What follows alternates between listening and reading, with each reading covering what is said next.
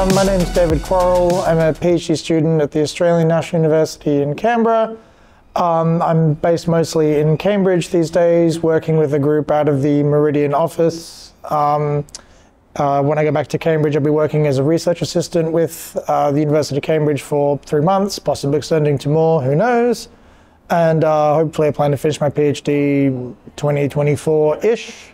And I'm interested in AI safety and reinforcement learning and Marcus Hutter's universal AI model. I've been shifting a bit more into empirical AI safety research as of recently.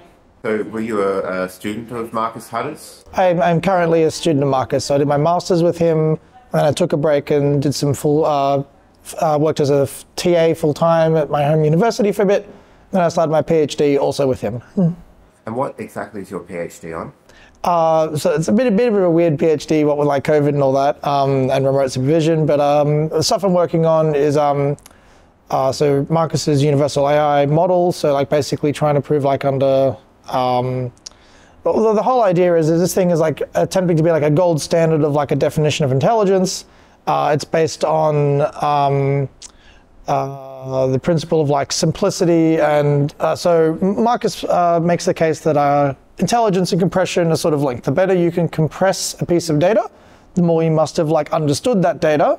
And so there's like various free lunch theorems that if you have like a large class of environments, doing really good in one means you do worse in another. But if you have a bias towards simplicity, that gives you a model that in some sense performs like in an ideal fashion. So there's this concept, I'm sort of like just digressing a bit at the moment, but the short answer is it's a model that is theoretical in nature, and you can prove properties about it. And the idea is if this idealized model would or would not take such and such action, then ideally like superintelligent models would or would not do the same thing, loosely speaking.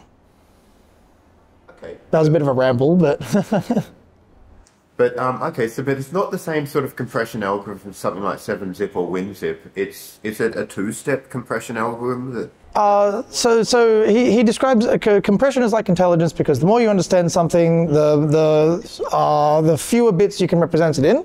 There's this like idealized form of compression called the Kolmogorov complexity, and the Kolmogorov complexity of a string is like the shortest Turing machine that prints that string, and all modern compressors approximate this. And unsurprisingly, Kolmogorov complexity is incomputable because it's like they're the perfect compressor, but you can get like approximations to it with, I don't know, like WinZip, gzip, what have you. And it's been shown that like some particular models built in Kolmogorov complexity that use modern day compression as like an approximation to Kolmogorov complexity still do reasonably well. So there's an approximation of this idealized IXE agent that uses this mixture of trees called context tree weighting as like a crappy approximation of the Kolmogorov complexity, and it does like pretty well learning how to play optimally in like a range of cutesy little simple toy environments. Atari games. Even simpler than that, like little grid worlds and stuff. Like unfortunately, even the approximations are like wildly intractable for anything large. When you want to go to things like Atari, you just offload it to deep learning. That's what more modern stuff looks like. So this is a very theoretical approach that sort of predates the deep learning explosion circa 2015-ish. Yeah.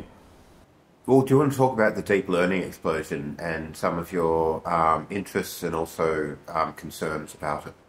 Sure. So for a long time, there was sort of a split between, I guess you'd call it like symbolic AI versus like deep learning AI. So symbolic is more like the system is essentially like, I don't know, like bashing through symbols. Like you've got like a clear set of like axioms and like a set of rules to apply them. And the AI will like come to a conclusion in like a rigorous fashion, produces a proof along the way. Again, I'm not really an expert in symbolic AI. I'm kind of spitballing a bit here. Whereas like the deep learning model is basically you take like a truckload of data, you throw it at the model, you apply stochastic gradient descent, hopefully something valuable pops out, even if the result is like wildly uninterpretable. And all the really big modern like LLMs today are built on the latter approach, where you just like throw more data and throw more GPU at it, and it just works out what a good representation is. It seems like symbolic is not really the way forward at the moment, much to the disappointment of symbolic AI people. Yeah, so I've heard it said that the more compute or the more, I guess, parameters you add, the larger the model, the more capabilities emerge. Is that true? How would you describe that if it's true? So at the end of the day, especially if we're talking specifically about large language models, all they care about, all they're trained to do is predict what comes next. Now, if you have a model with more parameters, there's like more things it can learn because it's got more neurons to encode information, but also there's like a chance it might be better, might be worse because it might overfit. So often what you get if you like try to use a really big network, or even just like a simple example is like fitting a polynomial to a bunch of points. If the degree is too low, then it doesn't generalize. If the degree is too high, it just overfits, fits perfectly to every point in the training set, but in between it like wildly swings and overshoots. You want like something in between. So bigger is not necessarily always better. It's also the case that like bigger models take longer to learn. So if you've got like a finite compute budget, there's like a sweet spot for the optimum size of the model. There's like papers on this on like scaling laws for like, if you've got a finite amount of compute, how much you should spend on data and how much you should spend on model size. And so if the model's too small, it'll learn quickly and then begin to saturate like a bad local minima. If the model's too big, it'll take ages and ages to learn and might just overfit and memorize all the training data rather than generalize. So there's usually like a nice sweet spot in the middle. There's this phenomenon that's been discovered in deep learning where so you have a bunch of data, you have some is training and some is test. You hold out the test set and you train on the train set. And the idea is you want to hold out the test set for the same reason you don't like give out the same exam.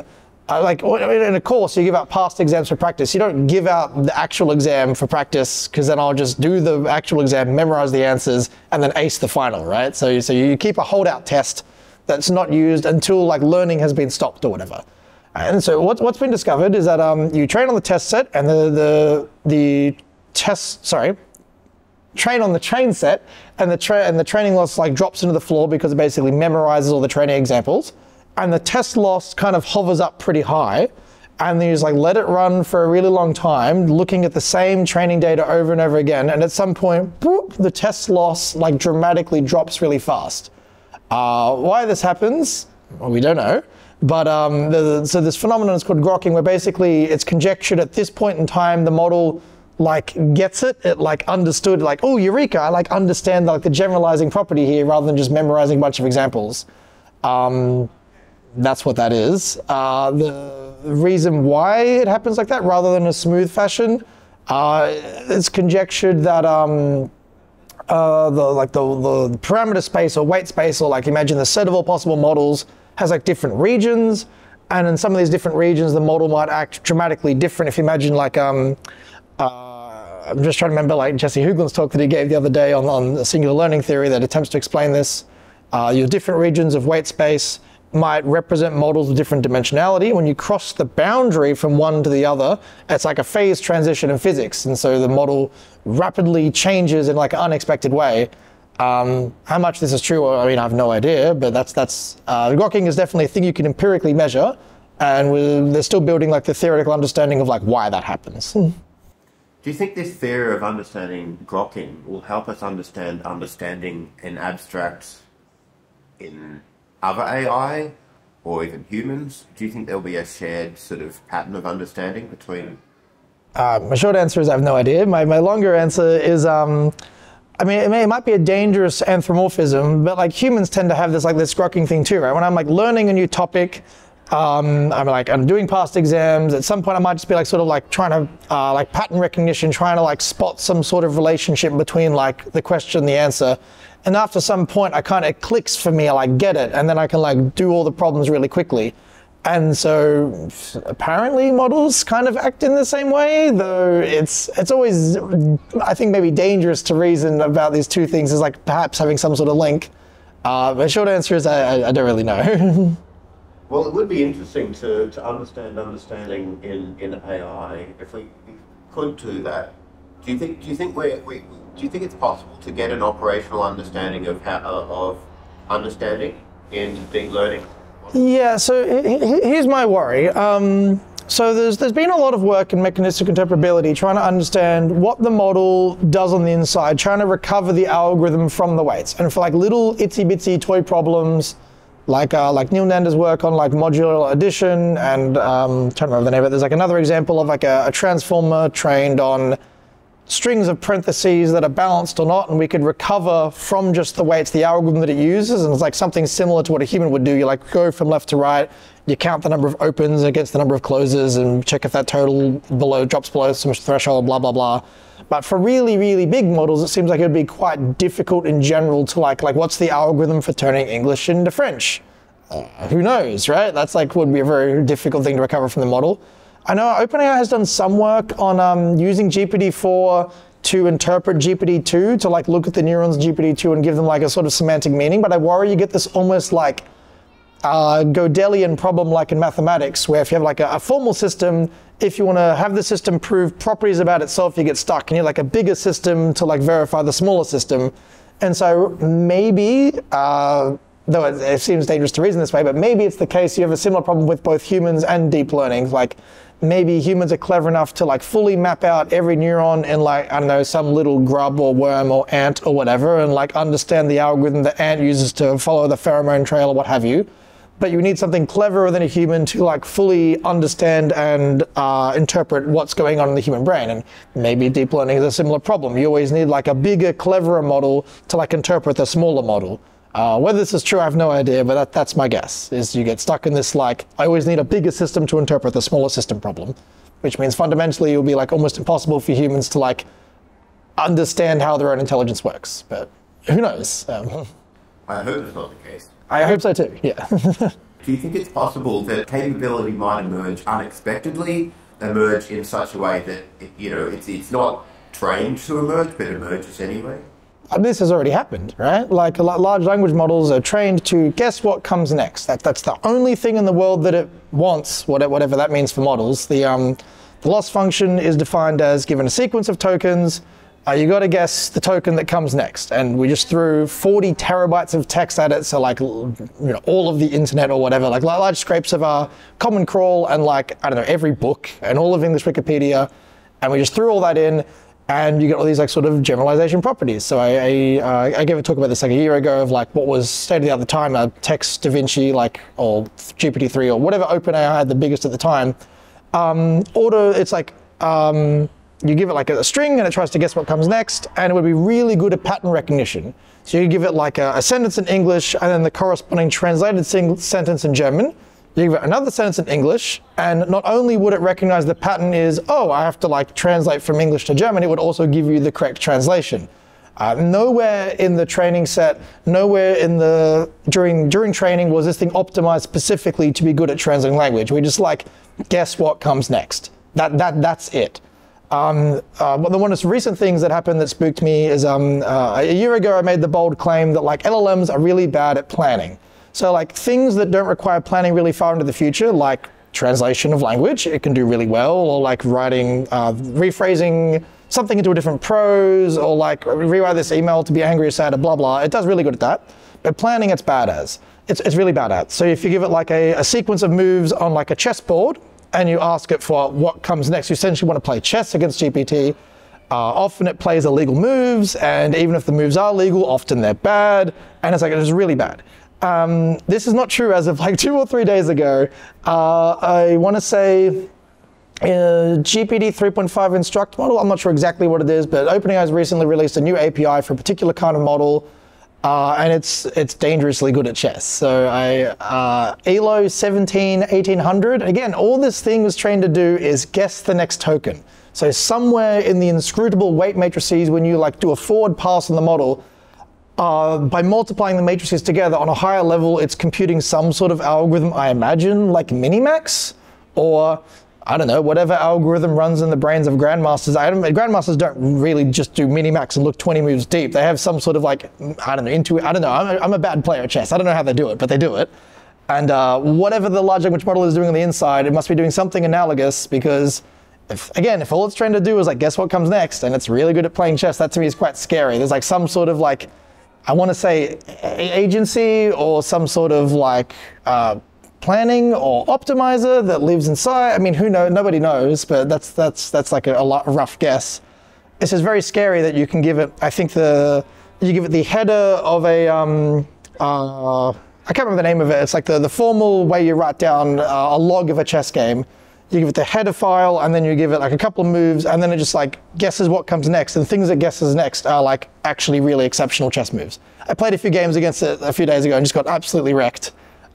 This to me is like pretty scary, that like a thing trained to guess what comes next implicitly builds not just like capabilities of generalization, but also the ability to plan ahead. I am pretty spooked by this. Right, yeah, I am too. I saw the tweet. I saw a tweet about it. Yeah.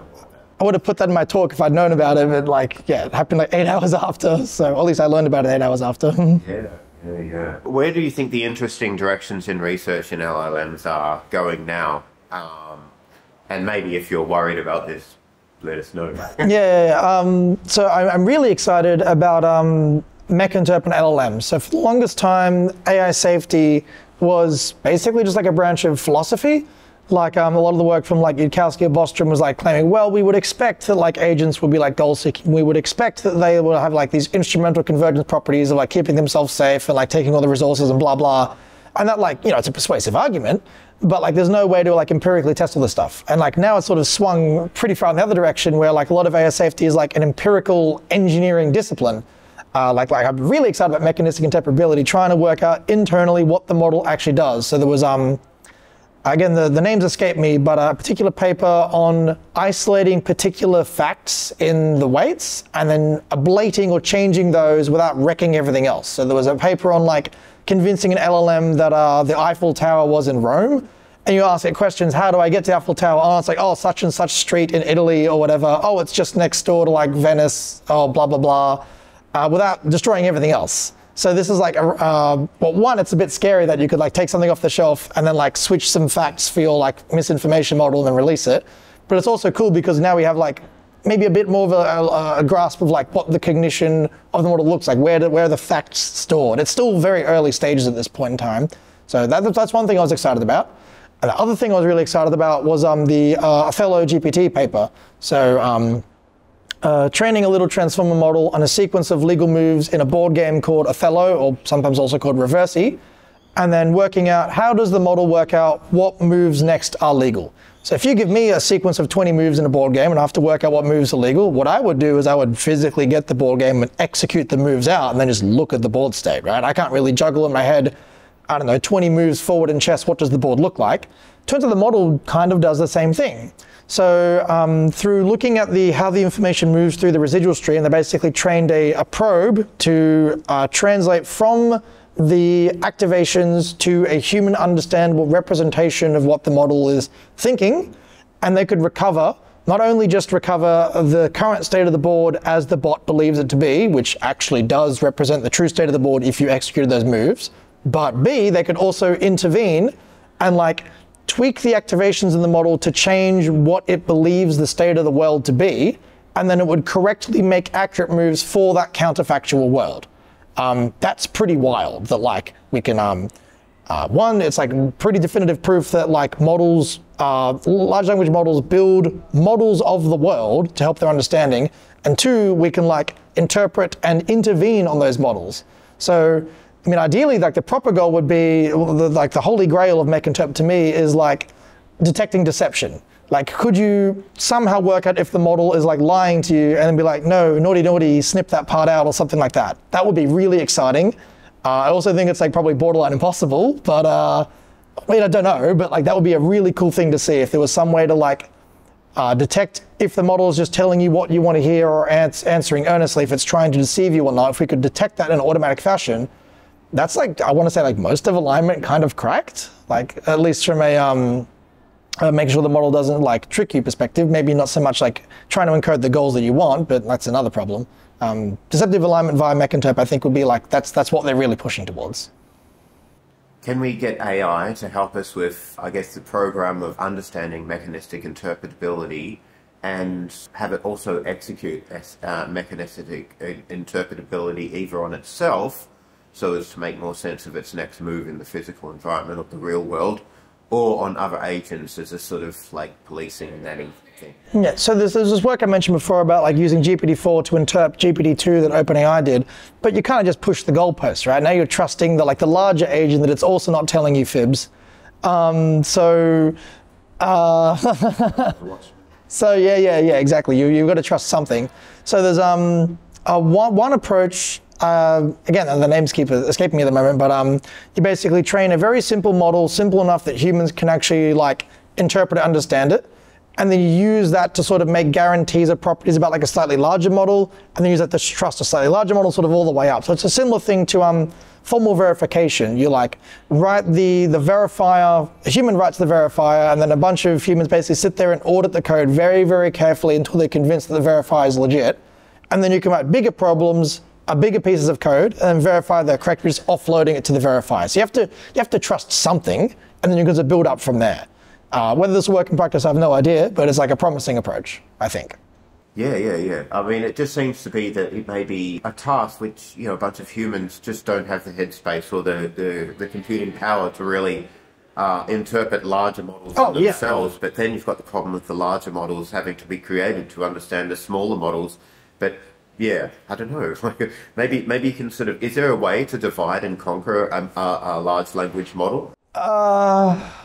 No, I mean, the problem is it's like hard to like, I mean, we don't even really understand how the brain works, right? Like neuroscientists have this like rough sort of picture of like, this is like the vision-y section, and this is like the reasoning, and this is like the memories, something like that. But for LLM, the weights, like the information might be distributed God knows where in the weights. And like things like computer vision models, you would expect like kind of simple features like curve and line and circle detection to be at the start, and like higher level features, a nose, an eye, a face, a cat, a dog to be like later. But in LLMs, it's like hard to sort of like isolate one part. Oh, this is like the group of neurons that, I don't know, speaks French. And this is the group of neurons that will like try to deceive you. Let's just snip that part out. To the best of my knowledge, I don't think there's like a clear way to sort of like divide that part out and then divide and conquer. It'd be like, I don't know, if you're trying to like work out someone's favorite color by like sectioning the brain into little pieces, and each different researcher looks at a little cubie of brain cell, like it depends how localized you believe beliefs to be in the model. My guess is that they're probably kind of smeared everywhere and spread out, but I mean, who knows? Look, it's obvious to us who are sort of somewhat clued on to AI growth, but why would like a politician, or why would, somebody be concerned about this? So what if an AI can plan? I can just get it to, do some spreadsheet for me and plan my retirement or something. Why should we care? Why should we care? I guess it depends on like how much further do you think these things will go? We sort of like the sigmoid curve of progress. Are we in like the sort of left-hand side where we're not yet in crazy town? Are we in the middle where like things are really starting to take off? Or are we already at the peak where like the most we'll get is like models that are pretty good at generating pictures and pretty good at writing emails, but this is like, it's gonna like peter out. I don't really know where we are. So you asked why should politicians care?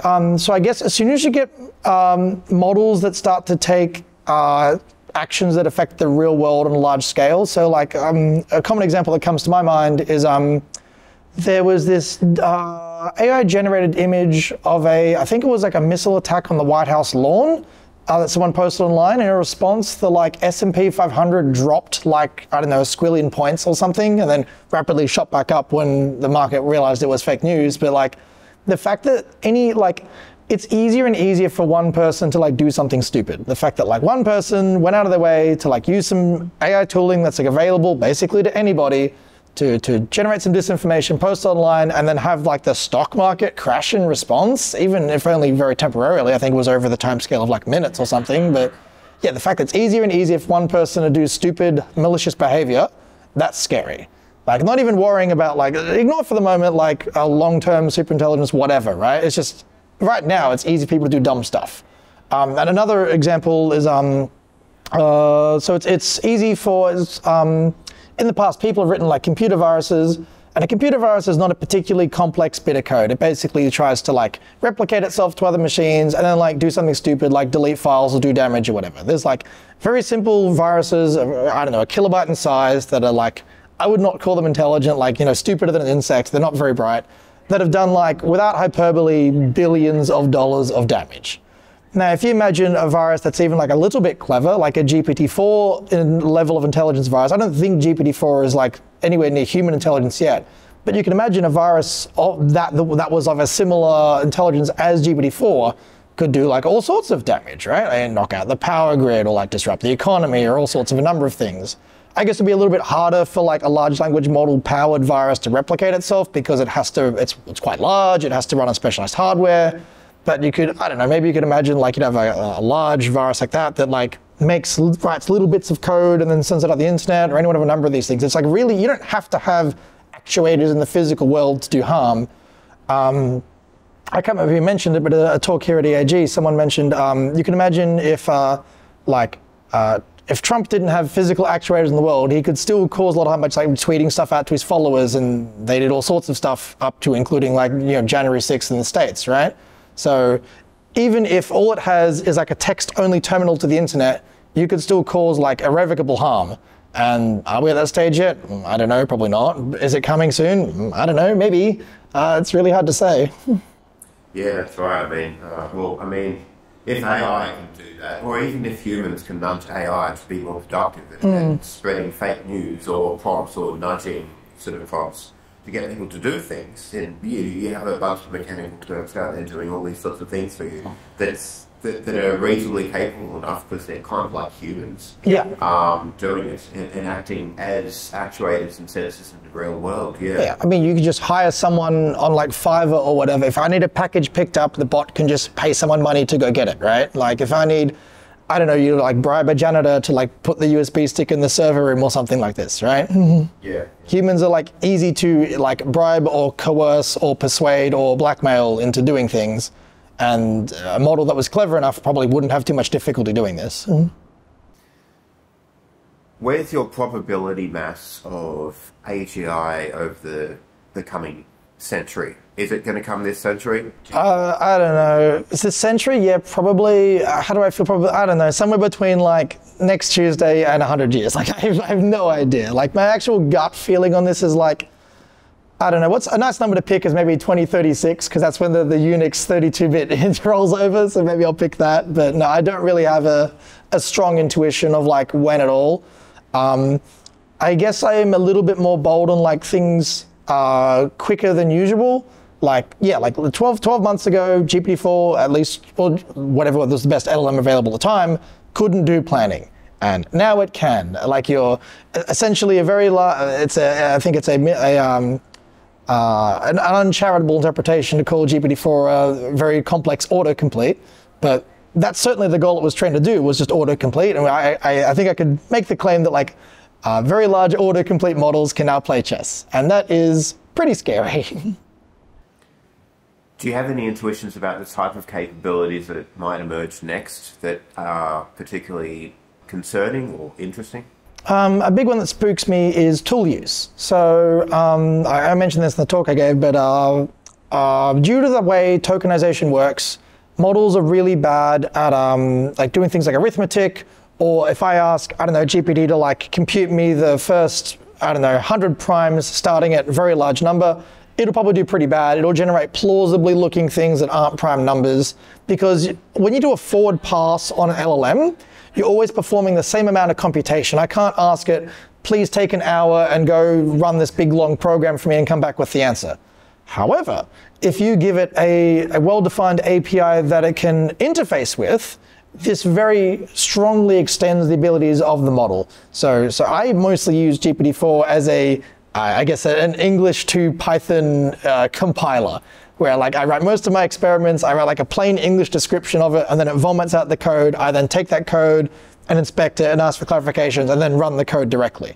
So by just like blindly plugging APIs in a GPT-4, this like wildly extends its abilities, right? And there's like stuff like AutoGPT, or people just like give GPT-4 like raw access to your Python terminal and just like let it run wild. It's like, here's my bank account, go nuts. Yeah, well now it has like actuators in a sense that can like interface with the real world with, right? So by extending its abilities, but just like adding plugins to it, this now gives GPT-4 its little, if you like, little robot hands that it didn't have before, right? Things it can use to affect the real world. Does this also mean that it may be able to tap other different types of algorithms, Bayesian nets, or other types of AI that are more capable in narrow domains as well? That makes sense. I mean, yeah, I mean, a good example is like Mathematica is like a really large piece of software that's very good at like various like mathematical problems that already exists. And there's a simple API for it that Mathematica can interface with. So now if I'm having, I don't know, trouble with my math homework or whatever, I just like to have English description, it turns into a Mathematica API call, shoves it off to Mathematica, and they've done like decades of work to make that software very good to give you the response back again. So yeah, if whatever you want it to interact with, if you have a simple API that like it can talk to over a text channel, then it can use it. There's a multi-modality about large language models that are coming out soon.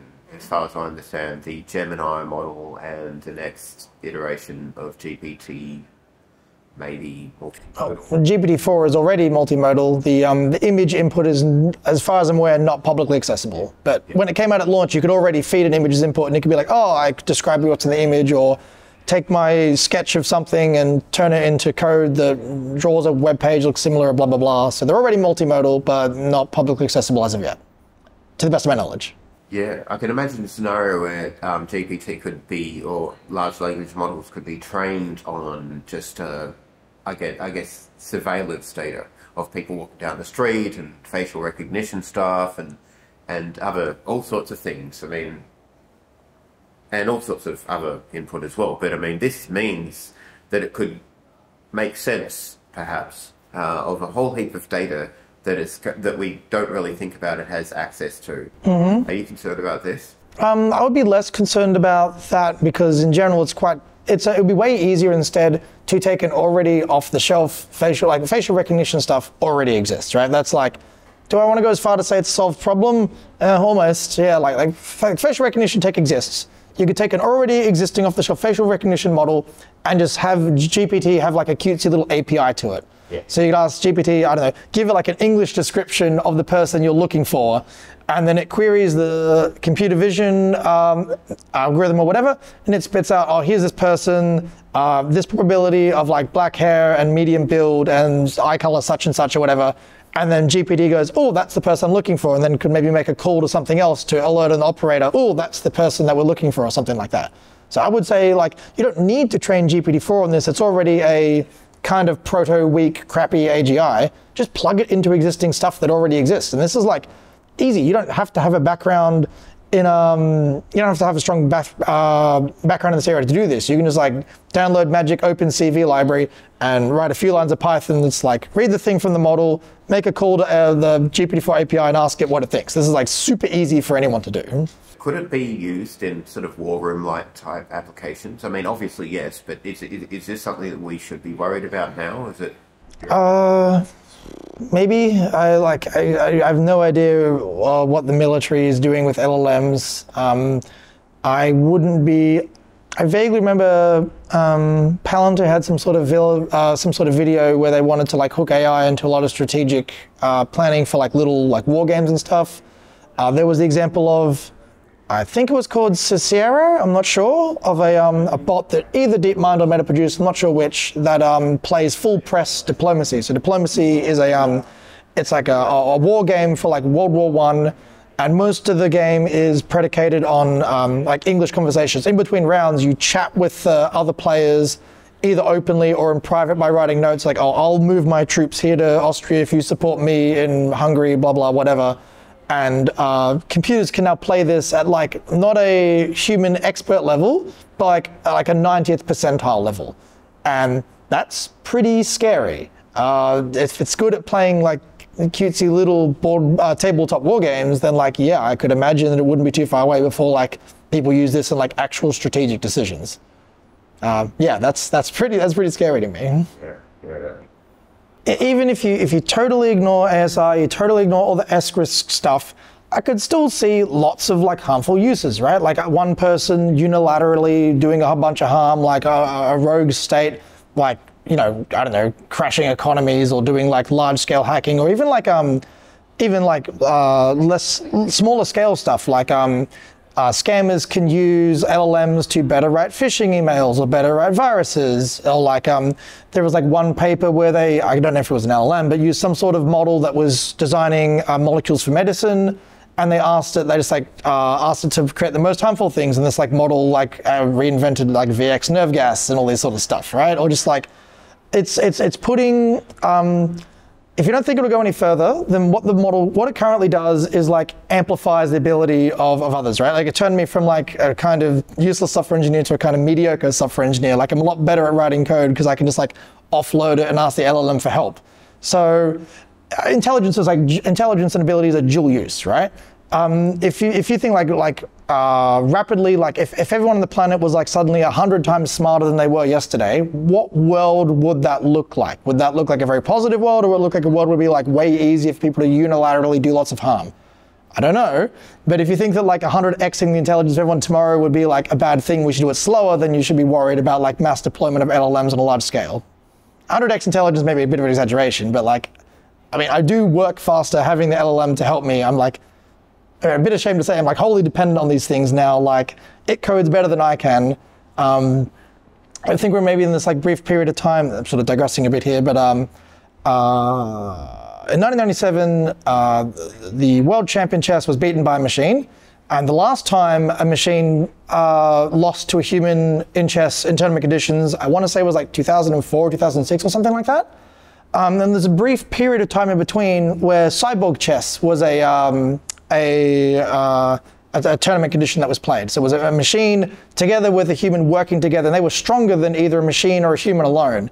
After a while, the machine sort of sped ahead, and all the human could contribute to the game was like accidentally putting the piece the wrong place on the board where the computer told it to. Like the ELO of top chess bots is like, I want to say like in the mid 3000s. Like the gap between the top chess bots and Magnus Carlsen is like on a similar order between like Magnus Carlsen and like me. Maybe not me, but like a sort of beginner chess player. And so I think at the moment we're in like the cyborg era where like me and an LM together are cleverer than either alone. How much longer will it be until it eclipses me and I'm sort of out of a job? I don't know, lower bound 6 months, upper bound a decade. I don't know. That's weird. So I guess we should be concerned about a world in which we live in where it's no longer useful for the economy for us to be employed. Depends on how you think that's going to turn out. If you get like full-blown UBI, automate everything, we just get to hang out and do whatever we want, great. Yeah, I'll sign up for that. I'm all for that. Alternatively, if you can envision a world where like very few companies have like the magic, the golden goose, the millions of little digital employees who work for pennies of electricity per hour, then you could see like wealth inequality absolutely skyrocket, and like most people are out of a job. Yeah, depending which direction you think things will go, depends on how you feel about this sort of stuff. So again, just totally ignoring X-risk, ASI stuff, I guess also like wealth inequality skyrocketing, ability to do mass scale harm, accessible to individuals more than it's ever been before. And these are all like pretty dangerous things, even ignoring like the possibility of extinction. So even if you don't buy that, I still think you should be worried about this stuff even in the short term. Do you think it's okay to publicly speak about the possibility of extinction as a consequence of superintelligence now?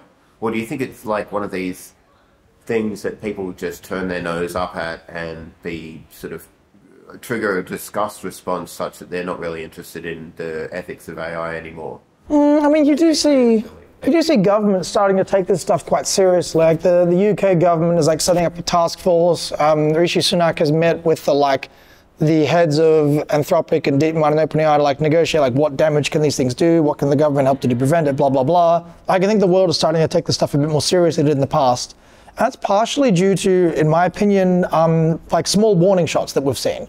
So when Microsoft released their Bing chatbot, there was a whole bunch of articles and like it like threatened a journalist and like claim you're a threat to me, I'm going to do such and such harm to you or whatever. While these were not, like, no harm was actually done. I mean, like, maybe a journalist was, like, slightly perturbed by a chatbot. I think these are, like, really good warning shots because they demonstrate, like, the potentiality of what's to come. And I think a lot of people updated quite in the direction of these things might be harmful solely based on, like, what we see now. So, yeah, I mean, I hope there's, like, I mean, you want to strike a balance. You want, like, a warning shot that's, like, big enough that people take the stuff seriously, but, like, not so big actual lots of harm is done. So, like, most of regulation is written in blood. People working on work sites wear hard hats because someone at some point, like a spanner was dropped in their head and they got killed and now everyone has to wear hard hats, right? Like mostly regulations introduced after something terrible happens. Fire exits were made mandatory to buildings after some like horrific fire and a bunch of workers got trapped inside, right?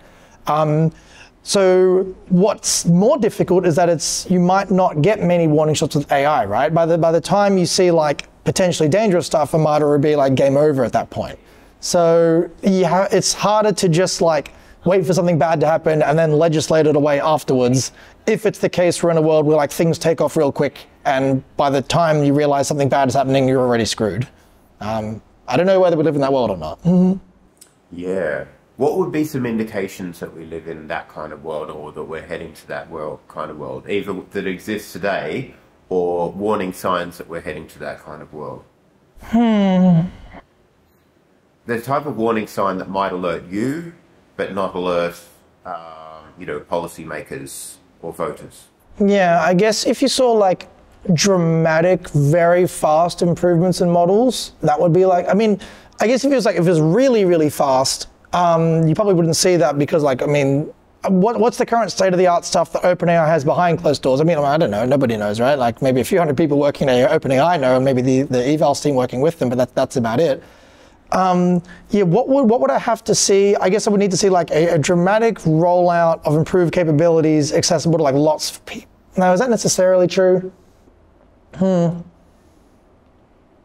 So there's sort of like two avenues, right? There's like the pushing from companies and also the push forward from the open source community. So like Meta had like the weights for like Llama 2 leaked a while ago, and it's very easy for other people to take those and build upon them and fine tune them and optimize them, make them run quicker. I guess if we're in a world where like you get really fast stuff, so there was an argument made by, I want to say IJ Good, that claims if you have something that's like almost human-ish cleverness, one thing it could do is build another model, which could build another model, and so on and so forth. And like maybe it's the case that like edits its own source code to optimize itself. I'm like less bullish on this than I was in the past, mostly because it's hard to take a model with a bunch of inscrutable weight matrices and like do some obvious step to optimize it to like 10x its intelligence. What you could see, however, is like algorithmic improvements in hardware. So it's already in the case for like large chip companies that use AI to optimize the locations of the transistors on the board, because in general, this like optimization problems, like some NP-complete whatever problem to like work out how best to optimize the parts on the board. We already use AI for this fashion. So, and I mean, hell, I use AI to help me write code. You could imagine that like probably engineers at these places are like using LLMs to help them write code that they need to build the next model. So in this sense, you have like maybe a fast-ish takeoff, but there's still humans in the loop. I don't know what the world would look like if you had the humans out of a loop and AI was sort of self-optimizing itself. I mean, kind of all bets are off at that point. Yeah, I don't know. I have no idea. But yeah, I guess it makes sense to be very careful about, with AI and its development pathways in the future. What research directions would you advise budding young mathematicians or computer scientists or people interested in working on AI safety? So depends on how strong of a background you've got. If you don't really know lots about deep learning or like the safety area in general, there's the AGI Safety Fundamentals course by Richard No. That's a really good background, and then from there you can go into deeper stuff. There's various workshops that are running for people that are interested in getting upskilled in deep learning for the purpose of technical safety. CamLab in Cambridge and Arena that was in London a while ago. I don't know if these will run again, but like there's workshops for this purpose. If you've got a really strong technical background, again, I don't want to like too strongly advise on like one particular area. Like I'm kind of excited about mech-interp, but there's like lots of other areas in AI safety that like I myself am not like really well versed in. There's also, I think, like I don't want to like neglect governments and policies. So I myself am like not well trained in this area. Like I don't know politics or law or governance or any of that sort of stuff, but it buys time for safety people. And it's not really clear to me at this point, like, do technical people have enough time left to sort of like push safety forward above capabilities? Like a group that want to pause on AI, like is that something we should be pushing more towards? Should we both be focusing more on regulation? It's hard to say. What I definitely would recommend is like chat with lots of people in this area and get like a more informed view rather than just asking me. So like There's lots of meetups for AI in different cities now these days. Your local EA group will have like AI meetups. I would go to them and like see what their sort of feel on the situation is. I guess like the default option is like the alignment team at DeepMind or Anthropic is like pushing pretty hard on safety, and like if you think you'll get into these places and do good work, that would be an avenue for you. But yeah, it's a bit of a scary world at the moment. If like, you know, large governments, the American government or, you know, another government had heaps of, like, diverted a whole heap of GDP into AI development, AI safety development, via DARPA or whatever, what projects should they be focusing on? Mechanistic interpretability again? Or is there something bigger that's just really hard and out of reach that you think could be more capable by a Manhattan project on something like this? I guess the problem is that the field is so nascent, it's not even really clear like what's the best avenue here. Like during the Manhattan project, they already like kind of knew how an atom bomb works. They were pretty confident when they were going to detonate it that it would work. They already had the physics worked out. Whereas like, we don't know how cognition works. Like, neuroscience has been working for a very long time to understand how cognition works in the brain, and we just don't know. So I think it's like, it would be foolhardy of me to like commit to one particular avenue and say, yep, that's what we need, more people working on X, Y, Z. I think we just see like, I want to say Anthropic describes it as like having a diverse portfolio, having lots of people working on like different avenues, different approaches to safety, because we have no idea what we're working on. Maybe MechInterp doesn't generalize beyond itsy bitsy toy models and it's a dead end. I don't know. Yeah, so you want to have like lots of people working on different stuff, and by having like a really big budget and more researchers in this area, that would certainly help. But yeah, it's such a nascent field. Like MechInterp is only a few years old at this point. It's really hard to say whether or not it's just a total dead end or not. So I don't have any strong opinions on like what's definitely going to work or what we should be definitely working on. Yeah, diverse portfolio, as Anthropic recommends, is probably the approach. Yeah. Maybe ask me again in a few years. Well, I mean, yes. Do you have any other points that you're particularly excited about or frightened about that you want to bring up, which I haven't prompted you about yet? Yeah, I guess the thing that spooked me quite recently was like large language models can play chess at a pretty high level, which demonstrates internally that during a forward pass there is some sort of optimizer that lives inside, some sort of planning agent that lives inside the LLM that leads it to play chess at a high level. That's what recently spooked me pretty bad. Excellent. All right. Well, thanks very much. It's been awesome. I really appreciate your time. Yeah, no worries. Look, keep on going full head. Yeah, you're doing wonderful work. I hope so. Yeah, well, it certainly seems like it to me. So, yeah, it's great that you're working with Marcus. And do you think you'll get a chance to intern at DeepMind? That is hopefully the plan. I hope so, but we will see. All right. All right. Thanks. Thank you.